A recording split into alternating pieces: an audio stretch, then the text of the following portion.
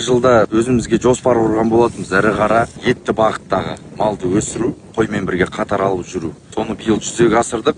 100 бастай 12 мен 16 айлық аралығында қашарлар алдық. Оларды қазір міне электропаспорттың ішіне орнаттық. Біз жалпы отбасымызбен кредит, қарыз дегенге қарсымыз.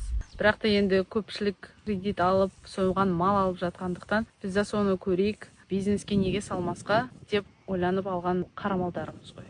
6%-бен алдық, жартысын, 40 бастай қалғанын наличкаға алдық. Енді Плен палатадан келесі жылдары статус күтеміз, тапсырамыз. Егер бұйыртып жатса аламыз әрине. Бұл ақбас тұқымы біздің дәл осы Шығыс Қазақстан облысына өте қолайлы ірі қара малы.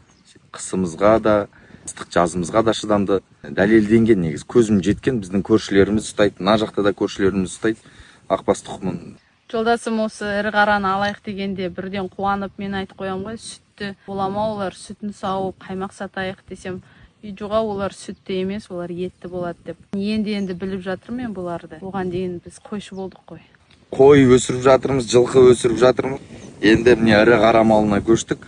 Бірақ бізде кормовой база дейді, шөп жағы өте қиын. Соны амалын тауып, қазір шөпке кірісіп кеттік. Қыстық азығын малдың дайындауға. Бұйырған болады Алладан. Осындағы бауырларын қой бағатын балалар емес енді, былайша шынын айтқан кезде жас жігіттер ғой енді. Олар изначально ірі қарамен айналысайық деп неткен болатын. Солар енді мені итермелеген осы ақбасқа. Алдағы жоспарда палатаны ұйымдастырумен өтетін іс-шаралар, көрмелер, соларға бару үлкен алға қойған мақсаттарымыздың бірі десек те болады. Сондықтан да қолдап кетіңіздер. Ақбас палатасы. Бізге кепкі керек ақбас дейді.